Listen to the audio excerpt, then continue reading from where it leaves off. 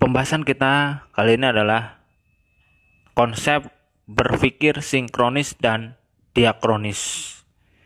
Kedua konsep berpikir ini digunakan dalam ilmu-ilmu sosial. Ya, di sana ada sejarah, geografi, sosiologi, dan ekonomi.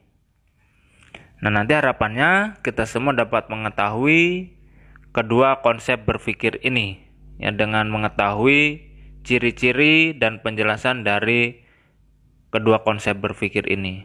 Oke, langsung saja. Yang pertama adalah konsep berpikir sinkronis. Kerangka berpikir sinkronis mengamati kehidupan sosial secara luas, berdimensi ruang. Kemudian konsep berpikir sinkronis itu melihat masyarakat sebagai sebuah sistem yang terstruktur dan saling berkaitan. Artinya bahwa manusia itu adalah makhluk sosial yang tidak dapat hidup sendiri dan saling membutuhkan. Nah, ini.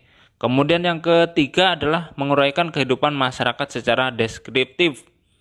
Kemudian yang keempat menjelaskan struktur dan fungsi masing-masing.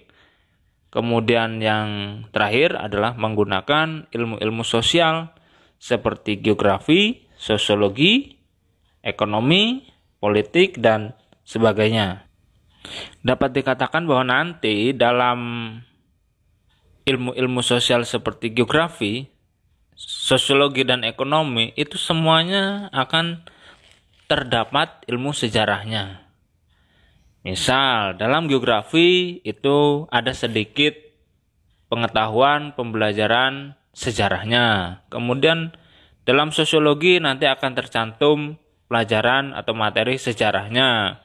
Kemudian ekonomi nanti akan ada kaitannya dengan sejarah. Begitupun sejarah, itu nanti akan ada materi geografi, sosiologi, dan ekonominya. Nah, ini saling berkaitan, ya. Jadi ilmu-ilmu sosial tersebut itu tidak bisa berdiri sendiri dan saling berkaitan. Jadi saling berkaitan. Kemudian yang selanjutnya adalah konsep berpikir diakronis. Dalam konsep berpikir diakronis itu mempelajari kehidupan sosial secara memanjang berdimensi waktu.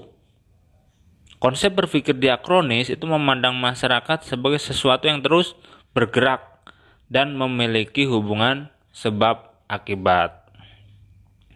Kemudian menguraikan proses transformasi yang terus berlangsung dari waktu ke waktu dan terus menerus. Kemudian menguraikan kehidupan masyarakat secara dinamis, dan yang terakhir adalah digunakan dalam ilmu sejarah. Nah, ini, ya. Jadi kalau diakronis itu hanya dalam ilmu sejarah, ya, tidak berkaitan dengan geografi, sosiologi maupun ekonomi, ya, khusus dalam ilmu sejarah. Nah, itu saja penjelasan tentang konsep berpikir sinkronis dan diakronis.